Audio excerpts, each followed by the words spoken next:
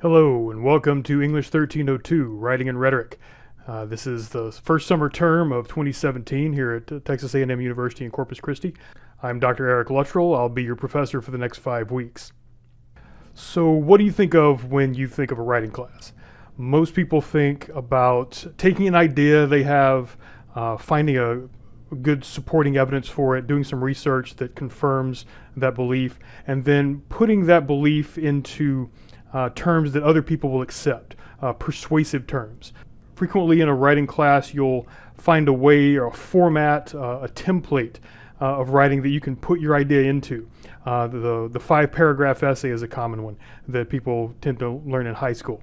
That's where you start off with an idea and you list 3 subtopics in the introduction, and then you have a paragraph for the first subtopic and a paragraph for the second subtopic, a paragraph for the third subtopic, and then a conclusion that more or less repeats what you've said.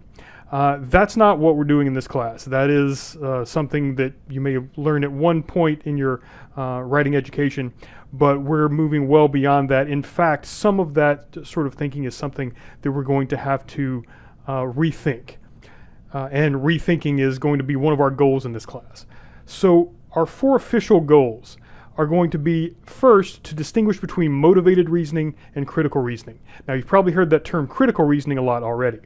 People use it all the time, and we use it so much that we tend to assume we know what it means without actually being able to explain what it means, other than to say that, well, it's just thinking intelligently, being smart.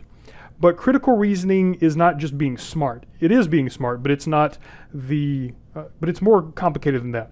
To understand what critical reasoning is, we have to understand what the opposite of critical reasoning is, and that is motivated reasoning. That's when you start with a conclusion rather than starting with a question.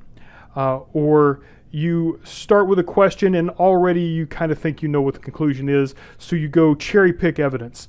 Pick just the evidence that confirms that belief, ignore the counter evidence, use persuasive types of reasons that might actually be logical fallacies, which means that they're not necessarily true, but they seem true. This sort of thinking is natural. It's the kind of thing you don't even have to be taught to do, motivated reasoning. If you ever hear a kid in a candy store who really wants his mother to buy him a candy bar, he's going to be really good at motivated reasoning. He's going to say he needs that candy bar. If he knows what calories are, or if he knows there's a connection between sugar and energy level, he's going to say, well, I'm really tired and I just need an energy boost or something like that. Even though we know that child is really motivated by this one end goal and will say whatever it takes to get that. Unfortunately, this is not something we grow out of. In fact, we even get better at it, convincing not only other people, but first convincing ourselves of a foregone conclusion rather than rethinking it critically. We like to think of ourselves as human beings, as Homo sapiens, as rational animals. Remember that the species name Homo sapiens means literally wise man. Sapiens means we have the ability to critically think and to reason, whereas the other animals don't. The other animals are just driven by instinct, appetites, and that sort of thing. And we think of ourselves as rational, but perhaps more rational than we actually are. So we have the ability to reason, but how do we use it? Do we use it to start with a question, investigate all the different possibilities, and then after a lot of deliberation and research, finally come to the best conclusion? Or do we do like that kid in the candy store and start with that appetite, that drive, that foregone conclusion, and then just select the most persuasive argument to get that end goal as quickly as possible?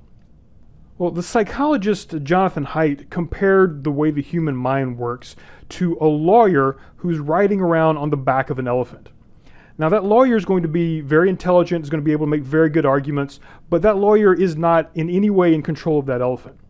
The elephant is the parts of our minds that are driven by appetites, driven by instinct, driven by habits of thought, things like pattern recognition, that we don't even realize are happening until the outcome has already been decided. This is all the thinking that the mind does that you're not consciously aware of.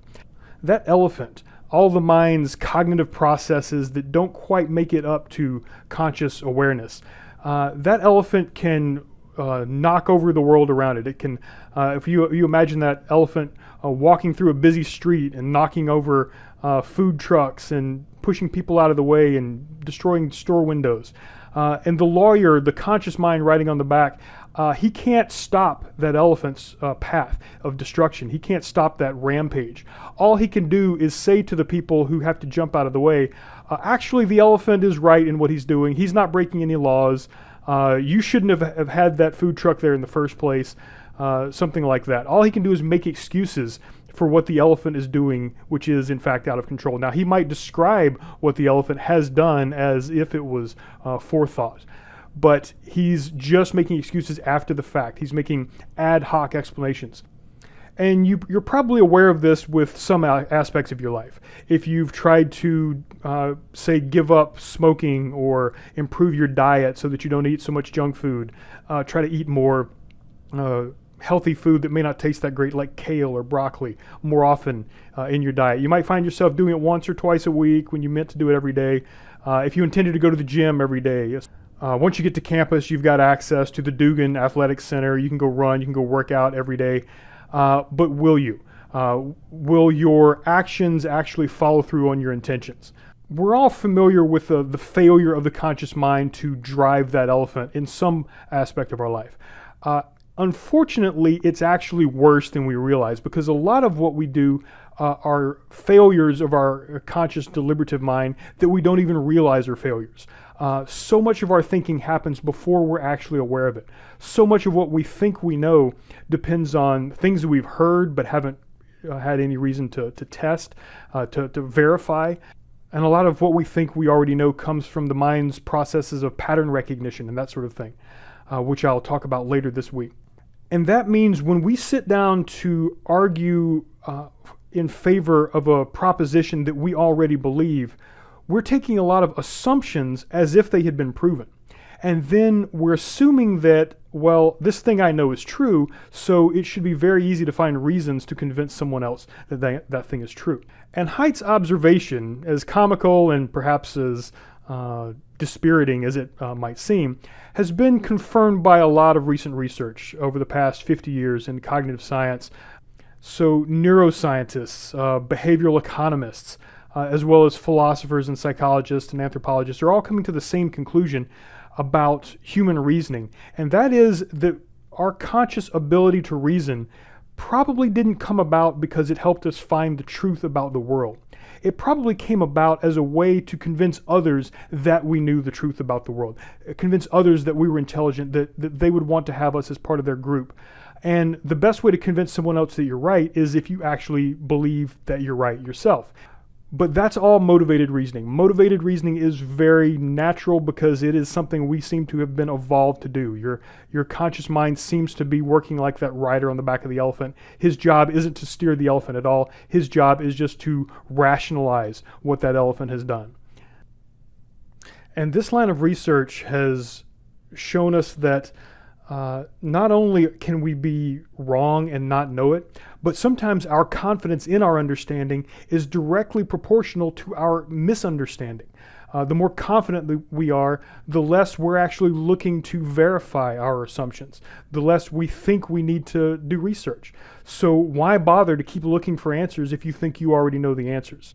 I see this very frequently in this class and other writing classes, that the more confident a student is in an argumentative thesis, the less research they do, and the more they rely on stereotypes and assumptions and unjustifiable claims. But this awareness of the disconnection between confidence and understanding is not necessarily a new one. It's something that has been confirmed by cognitive science, but it goes back 2,500 years. This is what we call Socratic wisdom. The Greek philosopher Socrates is often called the father of modern philosophy, not because of what he knew, but what he realized he didn't know. Socratic intelligence is understanding that this seems like the most intuitive answer, but it might be wrong. How do I know that this answer is right? What alternatives are there? How do I know that these alternatives aren't better answers for this particular question? So if you're the type of person who is very unconfident in the papers that you write and the arguments that you make, that's actually a good thing. You might actually have an advantage over the people who are very confident in the things they have to say. If you're somebody who's very confident in what you have to say, it doesn't mean that you're wrong, but it means that you have just as much work to do as someone who is not very confident in order to verify and to cite the sources that lead you to that conclusion, to put those arguments together, to check your premises to make sure that they're not relying on logical fallacies or inaccurate evidence. And so once we learn to critically reason, like Socrates, rather than to use motivated reasoning, which is our instinctual habit, then we can set about trying to accomplish these next two goals. The second goal for the class is to learn to identify and to evaluate the structure of an argument. That is going to mean the sources that we find. We're going to do research and find other people making arguments that we're going to depend on. But if we're going to depend on them, we need to know how they're structured. We need to know where their data comes from, where their evidence comes from, and then look at the premises that they use to get from that data to the conclusions that they state, rather than just taking those conclusions at face value. And then we're going to use the essay process, the process of writing an argument, to test our own assumptions. And this is the kind of thing that's very, very hard to do in a dialogue. When you're speaking with another person, you don't have access to go verify your sources. Even if you can just get on Google real quick, it's still not the same. You're not going to find an accurate answer very quickly, no matter how much information you have at your fingertips. You have to go through and critically evaluate all of those. And that's something you can really only do well when you're writing it down. And what's hopefully going to happen as you write out this growing project over the course of this semester, hopefully you're going to realize, oh, here are the places I was wrong, here are the things I was right about, and here's the adjustments I need to make, the qualifications I need to add to my conclusion. And finally, once you learn to put all of these premises together to connect the data and the cited sources to your conclusion, and once you have a really logically sound and factually verified argument, that's not going to be quite enough, because when you go back into the real world of the way people think, if you go back into the world where people are in the habit of using motivated reasoning, you're going to find that even if you have a very critically well thought out argument, it may not be accepted, it may not be very persuasive. And we don't want to use the persuasive techniques that could mislead people, that could oversimplify an argument. So are there ways to make an argument convincing after it's already been critically evaluated and reconstructed?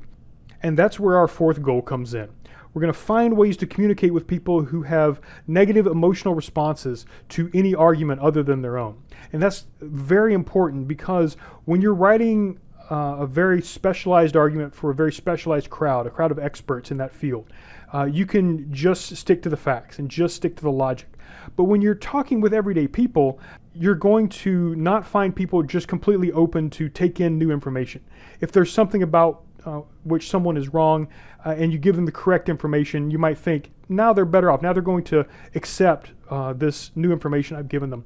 But people don't usually recognize when they misunderstand something, and they tend to hold on to their previous beliefs even if you give them better information. So we're going to look at ways that we can overcome this phenomenon that psychologists call the backfire effect.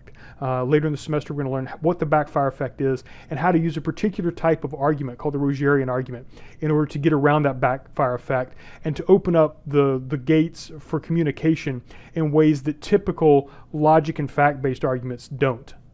So how are we going to do that? Well, your grade for this class is divided up into 7 sections. We're going to have 5 quizzes over the next 5 weeks. That's going to make a total of 10% of your final grade. You're going to have 4 peer review assignments. That's where you do an assignment by a particular deadline. You submit that assignment, and then 2 of your peers are going to read that assignment and then give you evaluative feedback on that. And you're going to evaluate 2 of your peers. And those 4 assignments together are going to be 10% of your grade. The beginning of next week, you're going to write a research proposal where you say, here's the issue that I'm interested in, and here's how it's relevant. Here are the different ways of describing it. Here are the different perspectives about that issue. And you set up a proposal for what you're going to do over the rest of the semester. Then you're going to start looking for sources that will help inform you about that issue. And some of those resources are going to be peer-reviewed academic articles that you'll be able to rely on pretty well. Some of those sources are going to be less academic. They may not be peer-reviewed. They may have some inaccuracies. You're going to have to find sources that don't necessarily share the same point of view about this issue. They may conflict with each other. They may directly dispute each other. And once you see that happening, you realize that you have to then critically evaluate each of those sources. So your first essay, the first 5-page essay you're going to write, is a rhetorical analysis, where you look at the structure of one of those sources and you say, here's the conclusion it comes to, here's where the evidence comes from, and here are the types of logic, the types of premises that get from that evidence to that conclusion. Once you've done that, you're going to be ready in Essay 2 to write your own argument, and the structure of argument you're going to use is called the Toulmin method. This is named after a professor of rhetoric named Stephen Toulmin, who devised this type of argument. It's a very helpful structure that once you understand how it works, you can adapt to other types of writing in other classes. And as helpful as that structure is, the Essay 2, the Toulmin argument, it's the kind of argument that'll work really well in an academic setting, not the kind of argument that's necessarily going to work in everyday life. So in everyday life, we're going to learn to write a Rogerian argument, an argument where we try to build commonality with someone who disagrees with us, even somebody who vehemently disagrees with us. We're going to try to, rather than trying to fight against them and win, this isn't the kind of argument you either win or lose. This is the kind of argument that you work together with someone who disagrees with you in order to come to a better understanding that works for everybody. And this entire process, you're going to be building up each time you submit a paper, starting with the research proposal. You will then build on that. Once you gather your sources in your annotated bibliography, you'll be able to use those in your rhetorical analysis, and you'll be able to use parts of your rhetorical analysis in your Toulmin argument. And then you'll be able to revise your Toulmin argument, take a lot of what you've already done, all the research and some of the writing, and restructure it to meet the goals of a Rogerian argument. So notice all of these things build into each other until your final project, that final essay, takes everything you've learned and puts it all together into one project. So clearly, being an online class, everything we do is going to happen on Blackboard. This is where you'll submit essays. This is where you'll give peer review feedback. This is where you'll take your quiz. But also, this is where all of your readings are. There's no assigned textbook for the class. All of the readings are going to be online, or they'll be provided on Blackboard. So you'll see on the class schedule, everything is organized according to week. I don't always put a due date next to something, especially with the readings. I will put a due date next to the quizzes and the assignments, but the readings, I'm just letting that be up to you. However, you want to try to read 3 or 4 articles a day. Some articles are very short, some articles are very long, some articles are videos. Some of the assignments are videos, in which case I'll say watch. In this case, you'll watch Michael Shermer's about an 18-minute TED Talk, and then read Sarah Knapton's article, Google Makes People Think They're Smarter Than They Really Are. Then read David Dunning's article, which is a bit longer, which is titled We're All Confident Idiots. All of these articles and talks fall under the topic heading, the illusion of knowledge. So once you learn what the illusion of knowledge is, then you'll do research on confirmation bias. Confirmation bias, you'll get a definition of that when you read Jerome Grootman's article, The Mistakes Doctors Make, and then watch 2 videos. Notice this video that says 1302, pattern recognition and confirmation bias. Any video that says watch 1302 and then something else, that's going to be a video that I'm going to put up. There's not a link there yet, but as soon as I get the video done, there will be. And then your first due date is this Friday at 5 p.m. That's when you need to have the first quiz finished by. So if the quiz is here, that means anything before that, listed before that, is going to be potentially on the quiz. So you'll want to have read everything from the syllabus all the way down to watch the last video, which is what is an essay, before you take the quiz. But the last time you'll be able to take that quiz is at 5 p.m. on Friday, June 2nd. Then over the weekend, you'll take all the things we've talked about and use that to decide what kind of issue you want to invest in. And remember, once you decide an issue to focus on, you'll be focusing on that same issue with your research and for the annotated bibliography, as well as your 3 essays. So start thinking now about what sorts of issues you're interested in.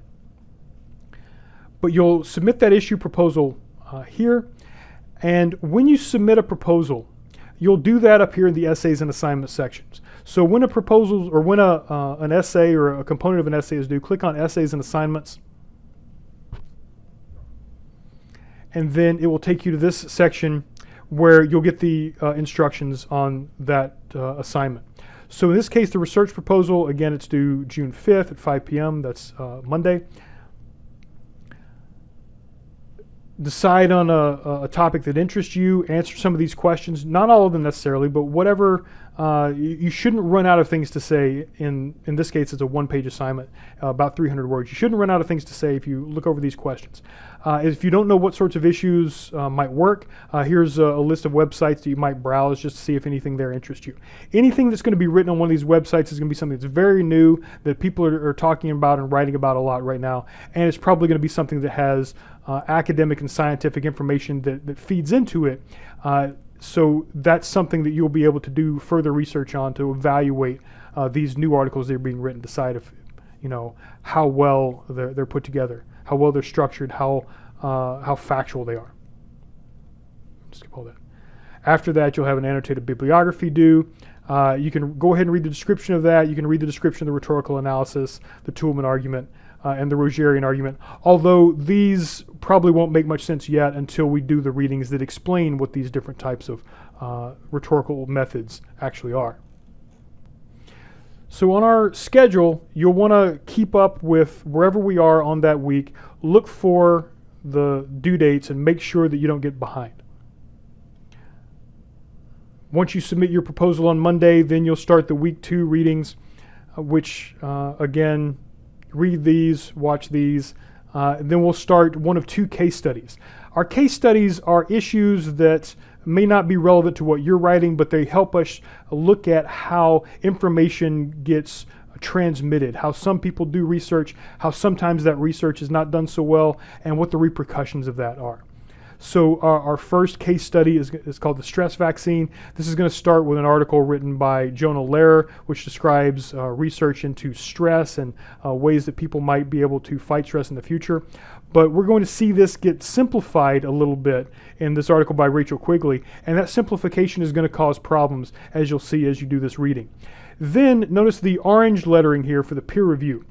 After you read Jonah Lehrer's article, you'll want to then go to the peer review section, which will be in the Essays and Assignments tab on Blackboard, and do the first part of that assignment, in which case this is going to ask you to give a short synopsis of what you've read in Jonah Lehrer's article.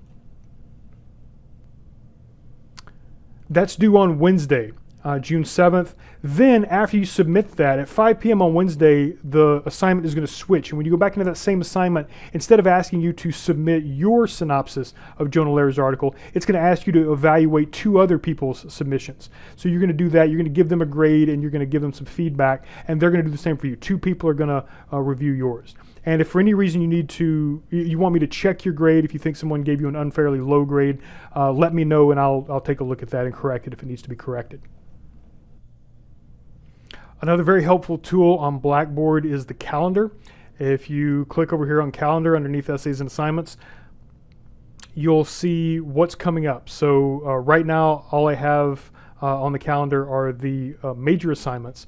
That's the proposal next week, the annotated bibliography after that, essay 1 during the 4th week. And notice during the 5th week, you have 2 essays due the same week. This is your Toulmin argument, essay 2, and you're going to revise that as well as doing readings and peer-reviewed work that week. Revise that by 5 p.m. on Friday because this is the final exam day for the summer 1 semester. But as soon as the quizzes are up and as soon as the peer-reviewed assignments are up, those will appear here on this calendar as well. So you'll notice that those 1302 videos, besides the readings, besides the other videos that I'm going to have you watch, the content for the class other content for the class is going to come from videos like this one that you're going to want to watch and you're going to want to take notes on. In those quizzes, that is 10% of your grade, I allow in my face-to-face class, I allow my students to take notes on paper notebooks. cognitive research shows that when you take notes in a paper notebook, you remember it better, even if you don't have access to that notebook at a time you take a quiz. So I highly recommend people take notes on both the readings and on the videos in a paper notebook. If that doesn't work for you, then it's okay to do something else. But it is okay to use notes on the quiz.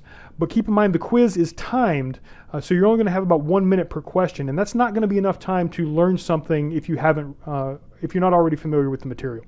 If you are familiar with the material and you have notes somewhere, by all means use those notes when you're taking your quiz. The purpose of the quiz isn't to see do you already have it in your head flawlessly yet. The purpose of the quiz is to point you in that direction, to motivate you to, first of all, take the notes and to learn the material to start with, but then to ensure that you're able to recall those concepts and those examples when it's time for you to turn around and use those concepts in constructing your own writing.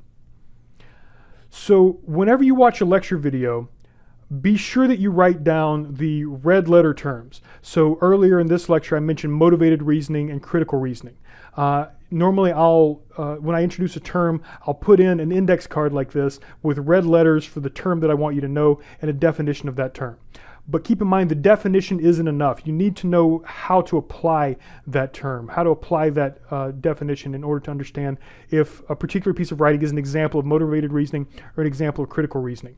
So some of the questions on the quiz aren't going to ask you just what is the definition of this. It's going to ask you to identify a particular sentence as either motivated or critical reasoning. So know the concepts, know the definitions, write those definitions down, but also be sure you understand what that means, rather than just exchanging a couple of words for a few more words, which is all really a definition is. Look for those red letter concepts, take notes, and pause the video, restart the video, repeat a section, do it as much as you need to do. I'm going to try to keep these videos as brief as possible so that you're actually listening to me less than you would be if this was a face-to-face class, but that means that I may go past something very quickly that is still very important. So if there's any concept you don't understand, especially a red letter concept, go back and listen to that section again. And as always, an online class, you can't come ask me a question after class, but you can email me. If you're emailing me about an assignment, be sure to email me at least a day before that assignment is due. I may not be able to get back to you in time. I'm not always able to get to your emails within a few hours. So be sure you give me at least a day to get back to you if you have an important question. But I'll get back to you as soon as possible. I'll be as thorough as possible. And if you need to set up a direct face-to-face conversation, I don't have regular office hours during the summer, but I can be here for most times during the regular business day if you're on campus and you would come by and talk to me. I say that with the exception of week 2. There's going to be some sort of campus security activity on campus all week, and it's going to be focused here on my office, Classroom East, the building my office is in. So I don't even have access to Classroom East during week 2. But during that time, I should be able to get back to you on through email. When you ask me a question through email, please be very precise or set it up so that I can respond to a very precise question, rather than an open-ended question where you ask me to explain a concept. I can't explain an entire concept in a video, or I can't explain an entire concept in an email, sit out and write out pages worth of description. So try to keep your questions specific, and if it's a larger question, the best I'll probably be able to do is to direct you to where to find information about that larger issue. But please email me with any questions you have. Don't hesitate, but try to stay current. The hardest thing about an online class is just feeling like you're a part of it, or remembering that class is happening. People tend to forget. They tend to focus on other things that are in their immediate life, including classes where they go see the teacher face to face. This is a 5-week semester this summer. The summer term offers you the exact same credit for English 1302 as a full 15-week semester. But that means all of that content, all the reading, all the writing, all the learning, all the competence that you would normally learn in 15 weeks, we've got to cram that into 5 weeks. That means if you get behind, it's going to be very difficult to catch up again. So keep in mind you need to give yourself 5 or 6 hours out of every day rather than just 2 or more hours like you would in a 15-week semester. Give yourself 5 or 6 hours to do the readings, watch the videos, and work on your writing, your peer review writing, as well as your the issue, your research project that you're going to write all of your essays around. Stay current. Ask me any questions you have, and if there's any technical difficulties with Blackboard, let me know as soon as possible. If something's confusing for you, it's probably confusing for other people in the class, and I may not recognize it, so the sooner you let me know that it's there, the sooner I can find it and correct it. Okay, so the next step is to open up the schedule. You'll see that the syllabus is your next assigned reading, so read the syllabus, then come back to the schedule to see what the next assignment is. That is Michael Shermer's TED Talk and then Sarah Napton's article, and we'll go from there.